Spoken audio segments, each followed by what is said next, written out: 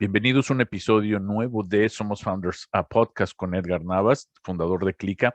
Esta mañana les quiero dar la bienvenida a Ben Fossen, fundador de Guatemalteco.org. Ben, ¿cómo estás? Muy buenos días. Hola, in English or in Spanish? We can do either. I mean, we can do Spanglish. Yeah, however you feel more comfortable. Yeah, I will start in English. But yeah, it's good to meet you. Thank you for having me on your podcast. Yeah, I can say a little bit about myself if you'd like. Yeah. No, I mean, I want to know. I found I found you on Twitter. I've been following for quite a while. So like, let me reach out. You have a fantastic story. Your name is Ben Fossen, but your pinned tweet, you have your other name, your Guatemalan name. Yeah. So kind of my story, I'm 31 and I was adopted from Guatemala to a family in the United States. And I grew up in Minnesota and Minneapolis. I have a background in, fintech, finance, and I'm a data engineer. Okay. And yeah, so yeah, my name, like you said, is Benjamin Fossen, but my birth name, and I shared that on Twitter recently, is Hector Josue Grijalba Ramirez. So yeah, I've been in the tech startup space for a bit. I've also worked on kind of the endowment finance side as well. Currently, I'm working for a fintech company called Bread that's based out of New York.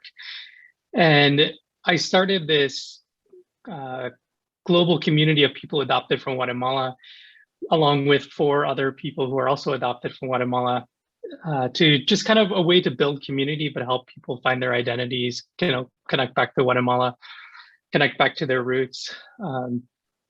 And through that, we've done some, pretty big things in Guatemala. We've changed some legislation. And, we've had some pretty successful programs as well. And kind of through that, I got connected with Consejo Nacional Empresarial, which is the Guatemalan national kind of business or entrepreneurial council.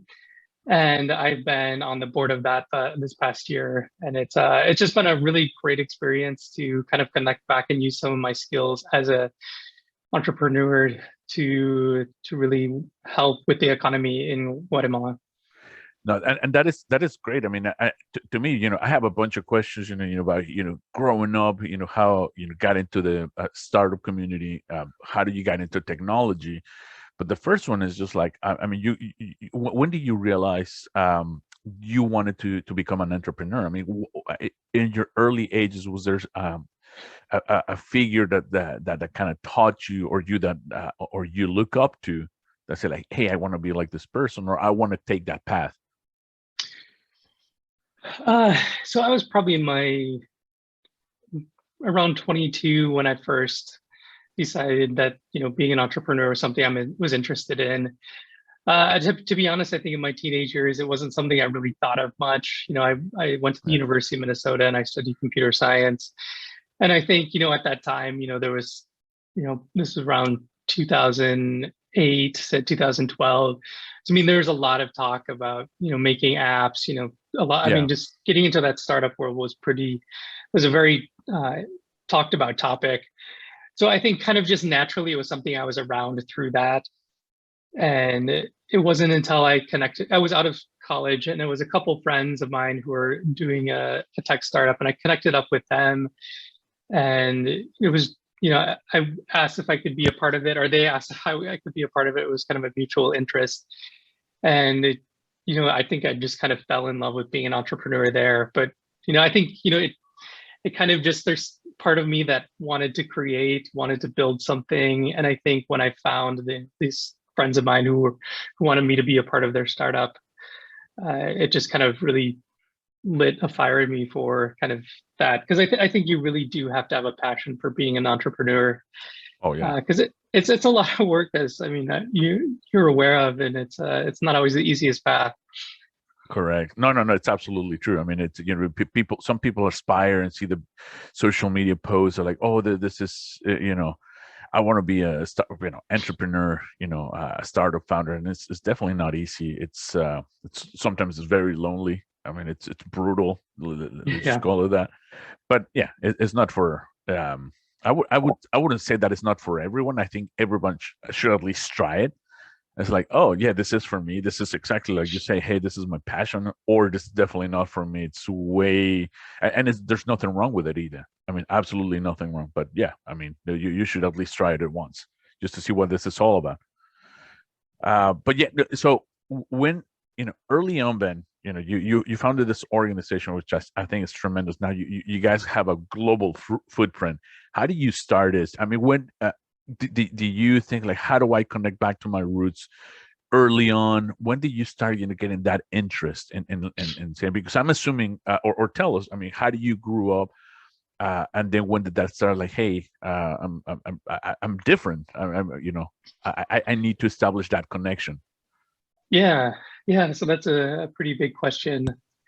So I'll kind of start back, kind of the first part when I first really discovered that. So my adopted parents are, they're in Minnesota. And I mean, I think it's, they're white. There was kind of always that, difference. And they were always very open about my adoption and, wanting to connect me back to Guatemala, trying to teach me Spanish. We went back as a family for several weeks when I was a teenager and really just did a very kind of in-depth tour of the country. So I think as far as that, like I was always quite aware that I was adopted, that I was different in that sense. I have 3 other siblings who are not adopted. Yeah, but I think it wasn't until my mid-20s where I think it was about 26 or 27, where I realized that there was other people adopted from Guatemala. So I had no idea that there was, there's a lot of Facebook groups out there that adoptive parents have started, that people adopted from Guatemala have started. There's probably like 12 of them right now, maybe even more. But I had no idea that this was going on, that there was any sort of community.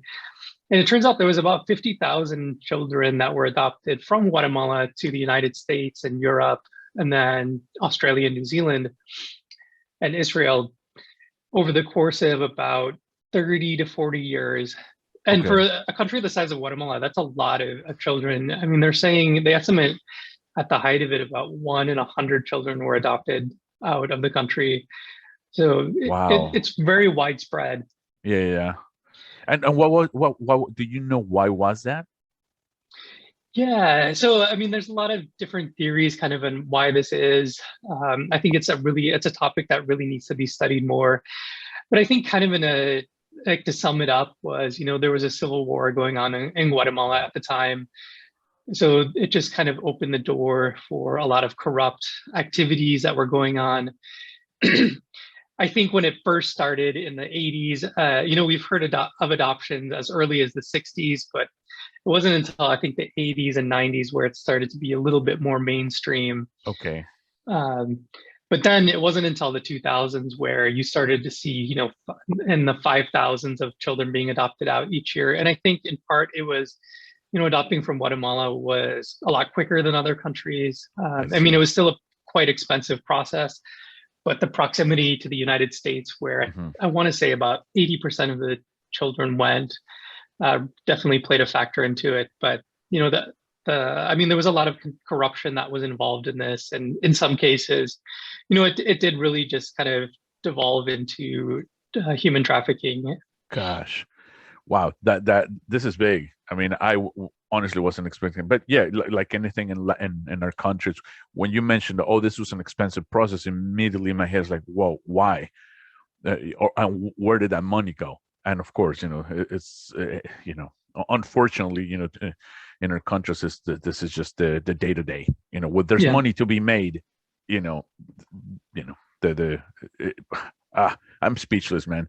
This is emotional. This is no. Thank you for sharing. This is again something that we are not aware of. I'm very curious to learn and understand. And congrats on your journey, man. On the work that you're doing. Yeah. Thank you. Yeah. So a little bit about kind of like why we founded this organization. So we're only just a little over 2 years old. So I mean, there's on our website, we have, I think, a list of 25 organizations who are in this space. Some of them are just Facebook groups, some are like foundations, and some are kind of a bit of a hybrid. Some are in Europe. I'd say there's probably like 7 or 8 of them in Europe, but most of them are in the United States. But yeah, about 2.5 years ago, we really just saw the need for building community. I mean, it's a pretty unique experience to be adopted from Guatemala, and then we look Guatemalan. But we're learning Spanish as our second language. Some people aren't interested in learning Spanish, but also growing up in predominantly white households. Definitely, there's just a lot that goes on there. So it's right. Being able to talk about these experiences and share them is really beneficial, I think, for people. But we also saw the potential to do good in Guatemala, or kind of in a way like give back, or what could we do with that?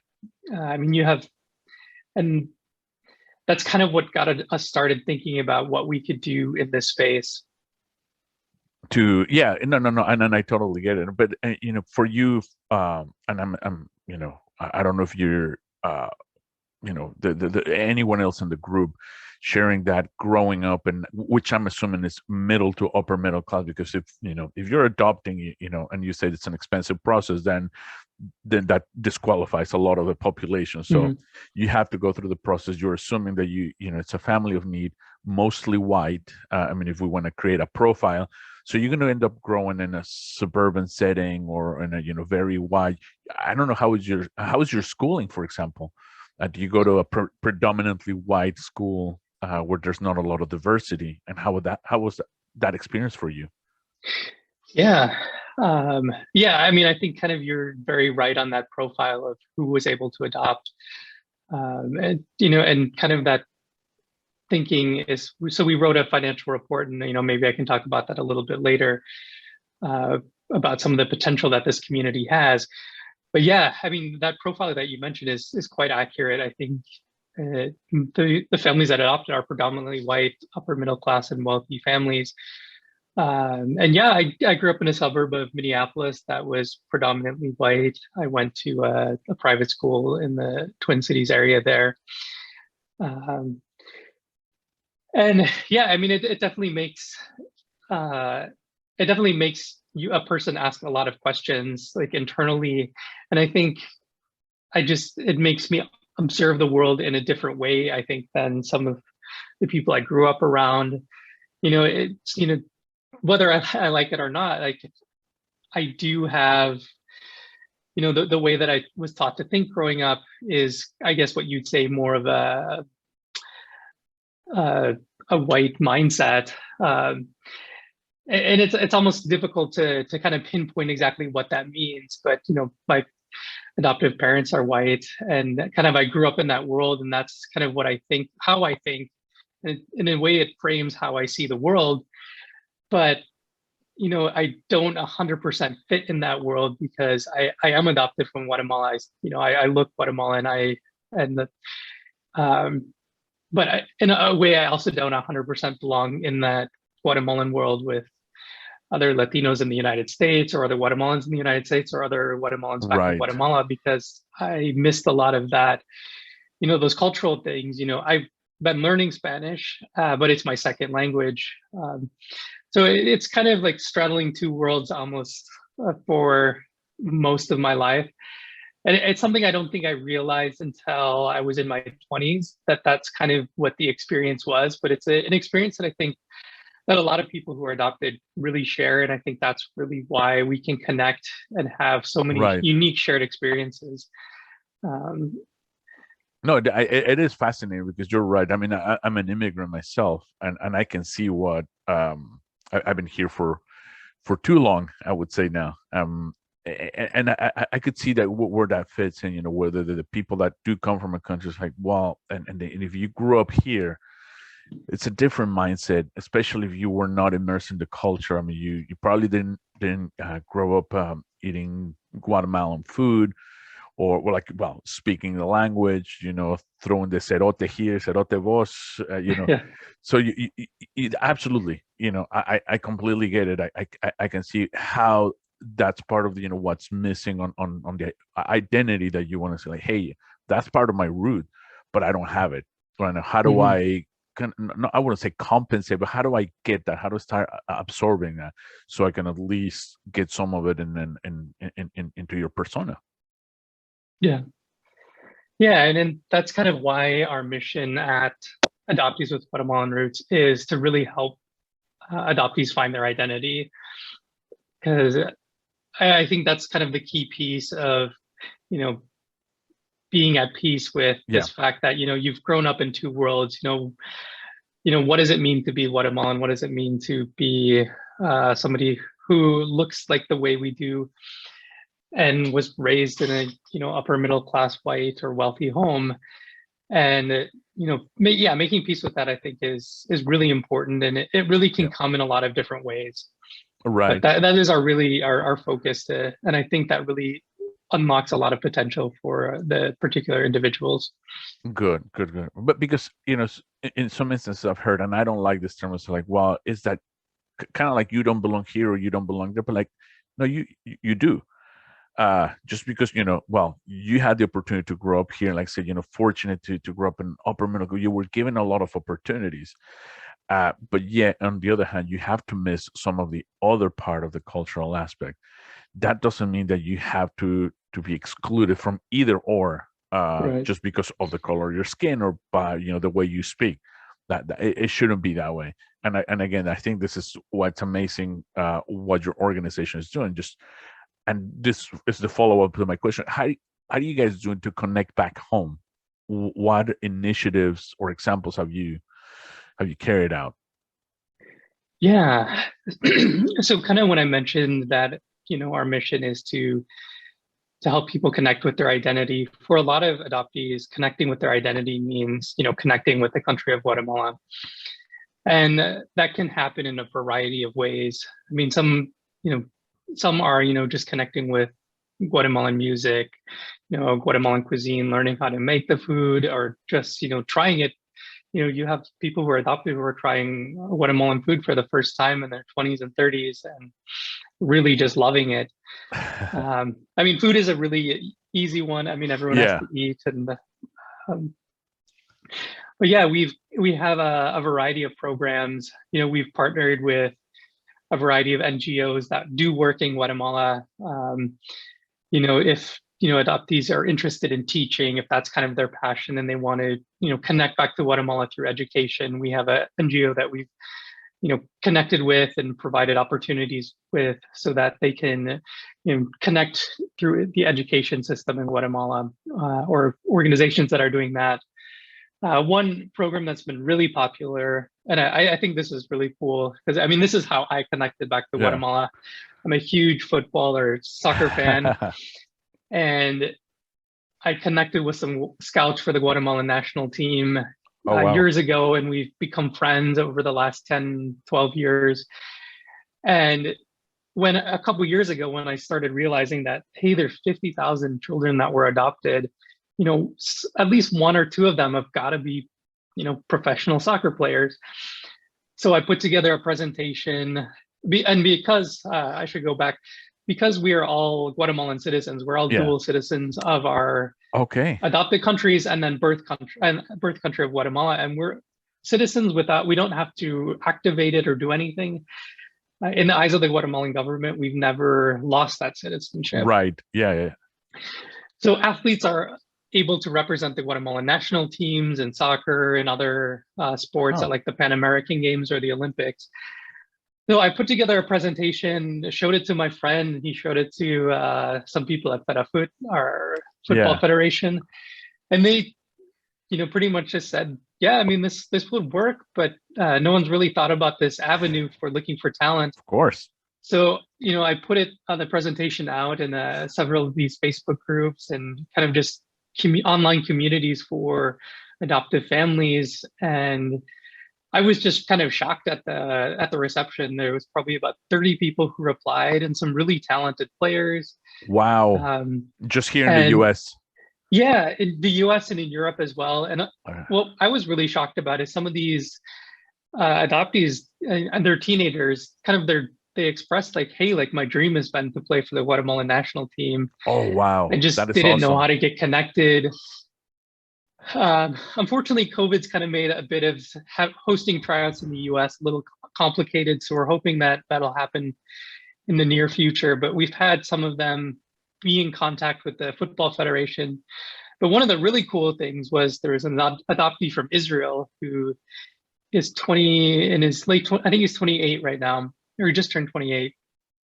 He plays professionally in the Israeli Premier League and, Wow. or sorry, in the second tier of the Israeli Premier League. And he represented Guatemala this past summer. He played in some of the World Cup qualifying matches and then the Gold Cup matches here in the US. Wow. And, What's his name, if we can say? Yeah, it's Matan Peleg. Okay. So we were, a partner of ours was able to, who's a talent scout for the Guatemalan Football Federation, was able to arrange kind of him to play for the national team. And, you know, just, it was all over the Guatemalan news. And I think for him, just the welcome that the Football Federation did for him, you know, was just amazing. I mean, you know, being able to play for the country of your birth is, it's got to be just it's an honor and incredible experience. And one of the really cool things about that is it really showed kind of just the general Guatemalan public, you know, the potential that adoptees coming back can bring. I think, you know, the Guatemalans, we love soccer, so it's a really good way to connect and really concrete example of here's how we can help the country and our national team. And I think in the future we'll see many more adopted athletes playing for not just the men's and women's national soccer teams, but also in other sports. Olympics, Olympic level, or like you said, Pan American. But no, that's a remarkable story. That I'm super happy to hear about that, because it's wow, and it is unbelievable. I mean, I just can't imagine what, you know, he felt, you know, the emotion of just the first time he put on that national team jersey. I'm assuming he, you know, it's in the same situation as you know, Spanish wasn't his first language. He grew up in Israel, completely different culture. So I was like, wow, that had to be amazing. That would be super transformational. Yeah, and I think in a way it kind of is a testament to the adoptees who want to connect back to our country, to our roots. The drive to do that can be pretty strong. You know, Matan didn't speak any Spanish, and thankfully on the national team now, there's quite a few players who are bilingual, who speak English as well. Okay. But, you know, I think it was his first time going back to Guatemala was to play for the national team, and that's got to be quite an intense experience, just flying straight from Israel to Guatemala and jumping in kind of feet first. But there really is a desire to connect with one's roots, and it can be quite strong. No, that's amazing. So this organization that you co-founded with Guatemalan Roots, how do you start it? I mean, like physically, I mean, you had this idea, you're like, hey, you know, like you mentioned, you started looking at Facebook groups, and eventually it's like, well, there's gonna be a better way to organize this. When was that moment you saying, you know what, I gotta do this? Yeah, so this was, I think it was November 2019, or I think we probably started thinking about it in September or October of 2019. So a lot of adoptee organizations have Facebook groups, and that was kind of our first initial idea, was we'd create a Facebook group, and it's just a way for people to connect and share ideas. And but we really quickly realized that that's not a great way to build community. You know, Facebook group it's a nice thing to have, but in the end, it's not going to facilitate the kind of community, but also like the kind of projects that we want to build. So we kind of really just thought about what was the best way to do this. And, you know, I mean, Facebook is, I mean, I think Facebook groups is probably one of the last things good about Facebook. And because the age range of adoptees is so wide, you know, we have on the higher side, we have people who are in their 50s. I think the oldest adoptee I've seen is probably late 50s, 60s. Okay. But the majority of adoptees are still probably in their 20s and then late teens. So the idea of using Facebook groups is a little outdated Antiquated, for some yeah. people. Yeah. So we looked into the idea of using things like Discord, social media like Instagram, Twitter. But we really just kind of found that the best way to do it was, like I mentioned, there was about 12 other Facebook groups that are for this. So we wanted to kind of be different. What value can we add to this community? So one of the things we did was we've tried to be a unifying factor within this community. So we reached out to every single organization around the world that is in this space and, said, hey, we're trying to, work together. We think that we have some common goals or, just if you just even want to just be here for conversation. So we kind of followed that model of building out partnerships. And then from our side, we wanted to focus on doing events, doing things that could draw people in. So kind of our first jump into that was and this was kind of right when COVID started to hit. I think we hosted our first Zoom event, maybe a month into, I think it was in probably April. Okay. So we started doing virtual events almost right away. It's something I had been thinking of, and kind of when everything went to Zoom, it just was a really natural, good time to do it.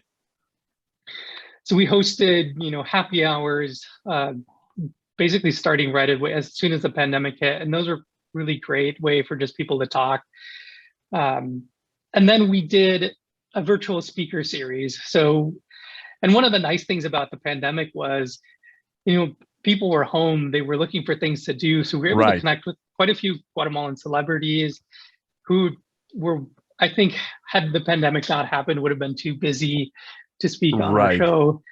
So, and we did kind of private Zoom events, and it was a really cool way to raise awareness about adoption, but also to give adoptees a really cool chance to learn about Guatemala from somebody who knows a lot about Guatemala, but is well known in the community.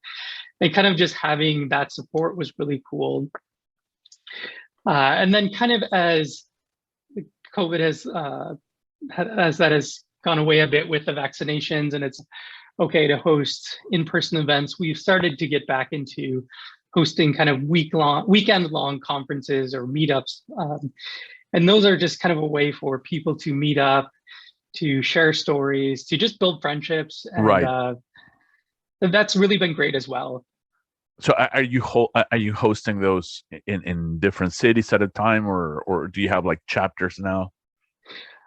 So we don't have chapters. So we are a nonprofit. We're registered in the state of Delaware, just because of kind of their nonprofit laws. It was the best one for, we don't have physical offices. A lot of what we do is just work from home, kind of remote. Yeah. So it was kind of the best setup. But yeah, we're doing these conferences or meetups in kind of all over the US. We hope to do them in Europe, maybe in the coming years when, travel between Europe is a little bit more feasible with COVID restrictions. Yeah. But yeah, this year we've hosted meetups in Chicago, in New York. We're having one in Tennessee, I think next weekend. Oh, wow. Okay. And we've done one in Buffalo, New York as well. And I think there was a couple other ones. That is fantastic. So how do you choose the place? Is that, because of the number of local members, or? Yeah, so it's kind of just, if somebody wants to host one, we have materials in place to make that happen, and we'll help facilitating with, arranging a hotel or, registration, all of that stuff. But yeah, it's really just if somebody wants to make it happen, we have the tools and skills to help them realize that. And how many members do you have now and subscribed or belonging to the organization? Yeah, so we're not a membership organization, but we do say we're a community, and that's kind of a loose term. I'd say about 1,000 people in our our various social media accounts. Well, 1,000 adoptees, but we've also connected with quite a few other people. Right. Yeah. It may be even about 1,500 to 2,000. I haven't really taken a recent look at our mailing list. as well as our social media groups. We know we have a Facebook group, a Discord server. And how do you grow your base? I mean, is this just entirely word of mouth and then social media, or how do other adoptees find you, or how do you find them? Yeah, so we've made partnerships with a lot of the existing organizations. So when I say there's probably about 1,000 to 1,500 people directly connected to us, I'd say it's probably more like 15,000 that we have an indirect connection to. Okay. Through these other organizations that we've partnered with and kind of made a community of organizational leaders.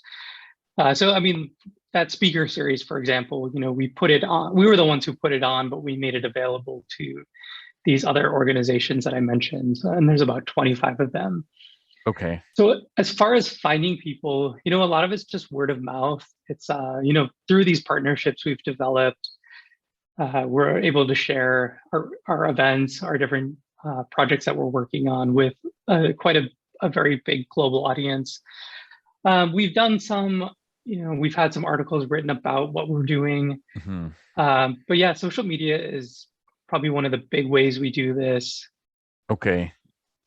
Because I was wondering, how can we help you, spread the word faster? I mean, we have some people that we know in the media, so I can certainly, we can certainly connect you with people at Telemundo, Univision, and in some of the markets where we work with, and in LA, for example, I do have contacts, so we'll be more than happy to connect you with the people down there, because it's I think this is fantastic. I mean, how many people are in the same situation and just waiting to connect, and not only connect in the sense of connect back with the roots, but connect with people like them and say, all right, you're just like me.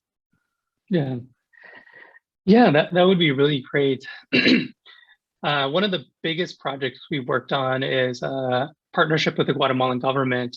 Okay. And that's something that we're really putting an effort into, kind of getting the word out. We did a press release about it recently, but I mean, because we're a fairly new organization, we do really need to push, and we are working on pushing and just getting in front of media companies, people who can, get this news out there. Right. And I guess I can talk a little bit about kind of that partnership and what that means. Yeah, I'm interested in your partnership with the Consejo Empresarial. I can't remember the exact name, but yeah, how are they using you as a talent or as a source of talent pool? So the partnership is actually through so I'll talk about the Consejo Nacional Empresarial, which is kind of a different entity. Okay. The partnership we have with the Guatemalan government is through the Guatemalan Ministry of Foreign Relations. Okay. And so that's something we're really trying to get the word out, and I think we'll have a huge help with connecting with new adoptees who are maybe interested in this. So as I mentioned earlier, people who are adopted from Guatemala are Guatemalan citizens by birth, and that means we can have ID cards, DPs, we can have Guatemalan passports. Yeah. We're allowed to vote in the Guatemalan elections. And this is somewhat well known. I think some adoptees know about this, but as we meet more and more new people, they're finding out that this is the case. I think a lot of people just don't realize that they're citizens. So in order to get a passport from Guatemala, the process has been a bit difficult in the past. So everyone is eligible to receive a passport, a DP, so our ID card. However, the process is a bit arduous, and the Guatemalan embassies and consulates around the world really haven't been educated or trained on how to handle our kind of unique situation. Because, and as I shared on Twitter, kind of my name is Hector Josue. And on my Guatemalan birth certificate, it says Hector Josue, and then my American last name, or my current last name of Fossen. Oh, I see. Yeah, so that can cause administrative headache. Yeah, so there's that administrative headache, and there, kind of, and when I was 18, actually I was 19, I went to try to get my Guatemalan passport, and the guy I talked to, he said, yeah, you're a Guatemalan citizen, you can get a passport, but I'm not really sure how this works, or what the correct process is for you to do that. And then there's a online system of, it's kind of our registry of persons called RENAP in Guatemala, and Guatemalan citizens can use this by looking themselves up by their national ID number. But because we were adopted, we are not eligible for this new system. So we can't access our records online. So one of our requests to the government was, can you give us online access to, this online database? Because, we should have access to our records. Right. We should be able to do that. So what they needed to do was generate new numbers for us, because kind of we missed out on that process. And then they streamlined the process to obtain these ID cards, passports. And then another service that they're providing is a free search through the National Council of Adoptions to help us find our birth families. Okay. So we met with the president of Guatemala in January of 2021. So some of these things some of these requests required presidential approval, which is why we needed to meet with President Giamattei. And we put together kind of a report, kind of a very pragmatic approach. We believe that we have rights to our documents, but that we should have kind of the same access that all Guatemalan citizens have. Absolutely. But our approach is a bit more pragmatic, kind of, adoptees are really talented, well-educated people, and having us be a part of the conversation, be a part of the economy, be a part of the global Guatemalan community is not is beneficial for everyone, I think. Absolutely. So that was kind of what we really highlighted in the pitch to ask for these requests. We mentioned the projects that we're doing for athletes for the national team. That this will increase the sale of passports and ID cards. And I think that really pragmatic approach to this has been really beneficial as well. I mean, their response was, yeah, you guys are citizens and you deserve to have access to these. But I think kind of including that potential that, this could unlock was also made this. Totally. Is that, I would call it the talent transfer, or knowledge or skill transfer. I mean, you guys, again, going back to being very fortunate to grow up in an upper middle class setting, whether it's in the US or Israel. I mean, imagine what that can help, what can bring to the country. What you're doing already is exceptional. So that alone, the government's like, oh my gosh, we're not doing anything. He's doing all the work. So yes, let's just support him with a little bit of whatever we can do. Yeah. So we really want to get that message out.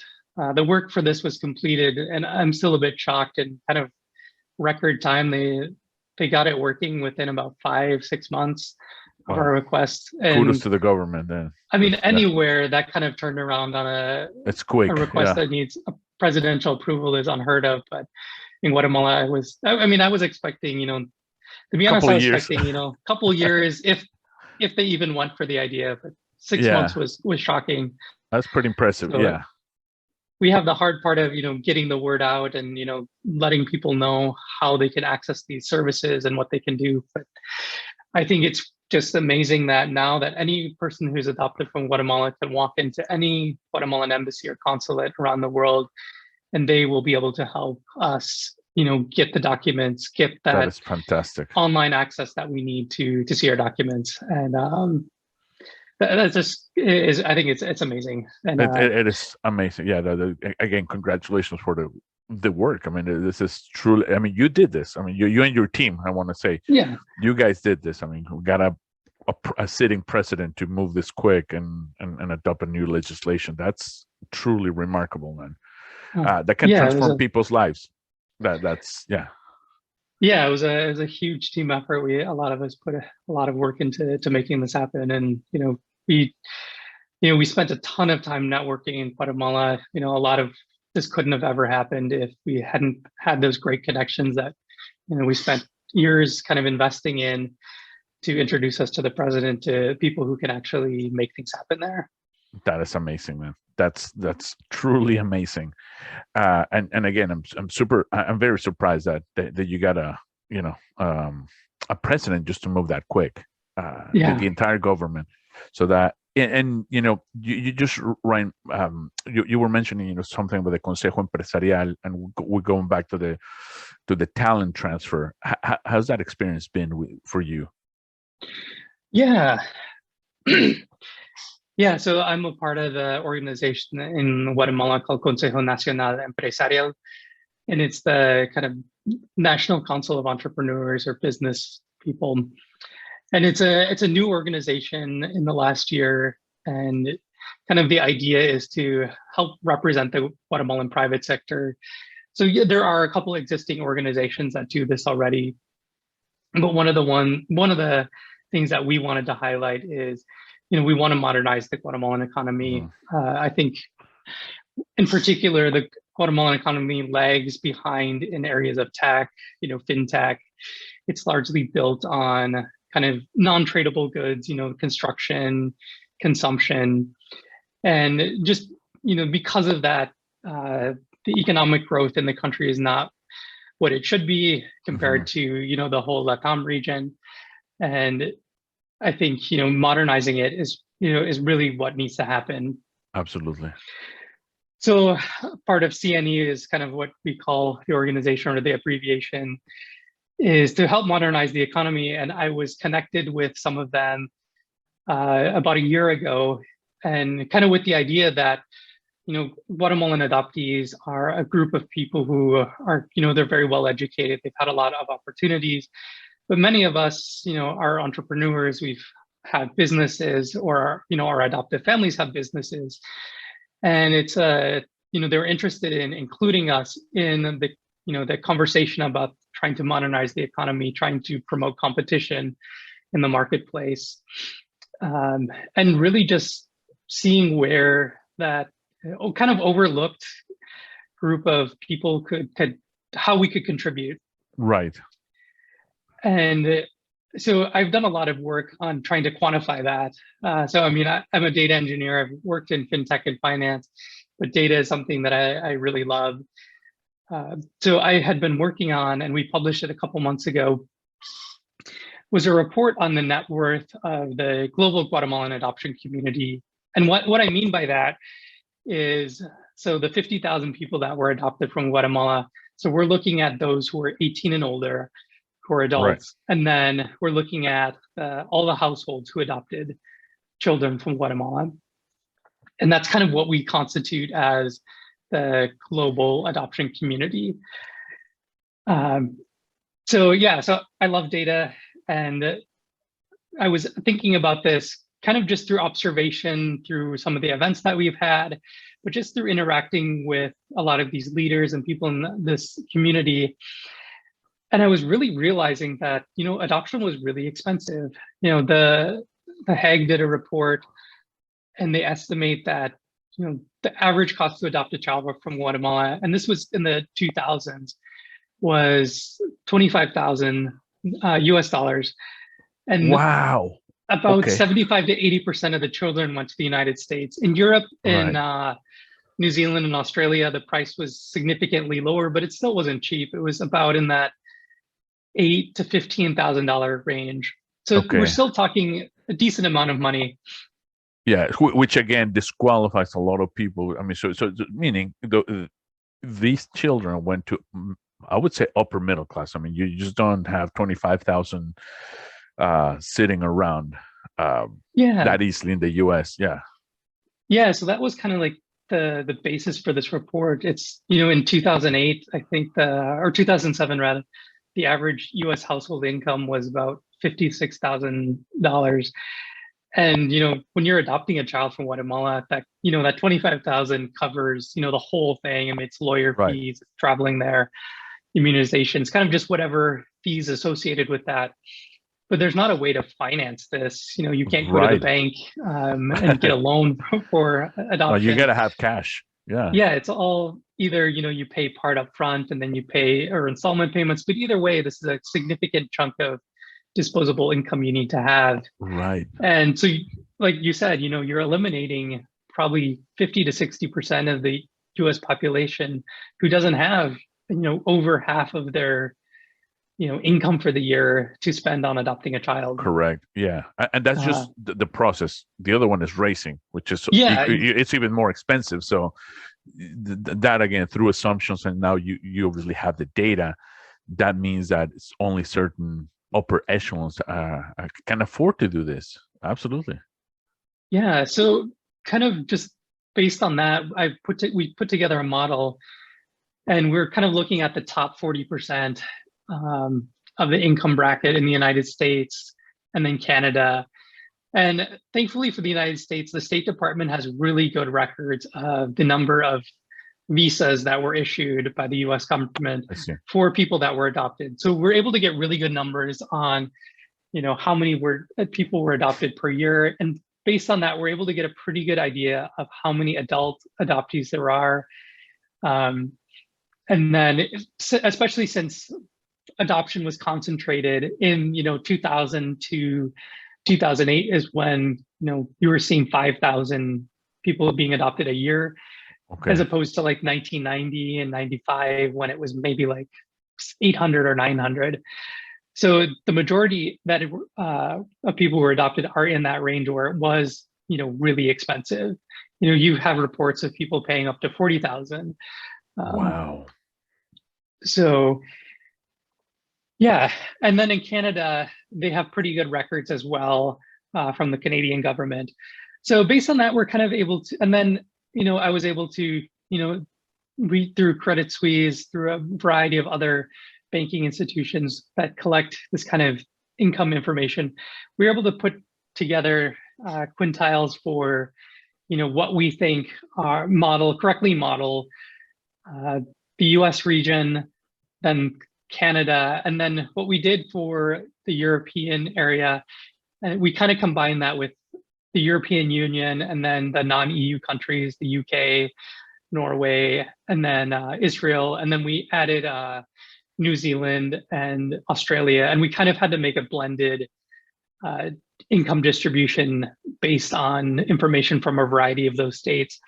Because unfortunately, the European Union does not have as good of records for how many people were adopted to each country. So that is probably the weakest part of our model, but it's also probably the smallest percentage. I think it's less than 10,000 children that went to that area. So it's still the US region is probably the heaviest weighted.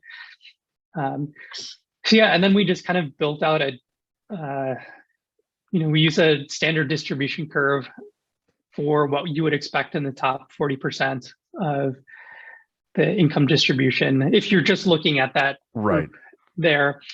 And then we kind of just went from there, and that's how we built it out.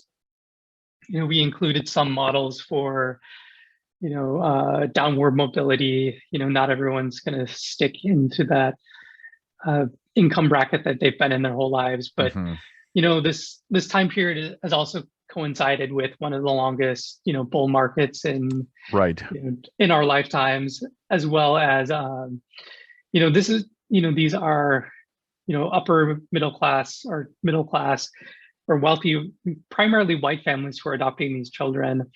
So, I mean, that's the group that has probably the least amount of downward mobility. So kind of just factoring in all those things, we were able to put together a pretty detailed financial report in estimating what we think is a net worth. And we put the estimate at about $42 billion or $42.2 billion. So we've converted all the Canadian dollars and everything into USD. And this is about 56% of the Guatemalan annual GDP for 2020, which was $77 billion. Oh my gosh. So this is significant. This is huge. Yeah.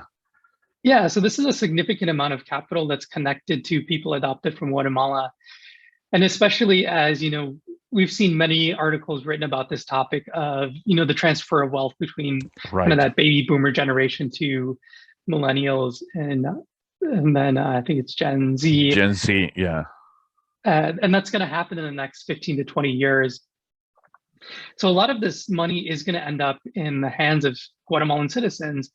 And kind of one of the analysis we make, or part of the analysis that we make is it's possible that, in the next 15 to 20 years, the largest concentration of of wealth or capital in among Guatemalan citizens It's going to be is outside. held by Guatemalan adoptees. Yeah. And what does that mean for the economy? What does that mean for this small group of people who are interested in becoming more and more increasingly interested in buying property in Guatemala, investing in Guatemalan companies, starting our own companies Exactly. there? What role do we take in modernizing the economy? And I think Consejo Nacional Empresario has really realized this through conversations I've had with them. And I mean, I think what they're doing, they're definitely one of the forward-thinking organizations in Guatemala who's kind of realizing the skills, the talents, Untapped and potential. also Yeah. potential. And it's not just economic capital, but there's a significant amount of social capital here as well. Right.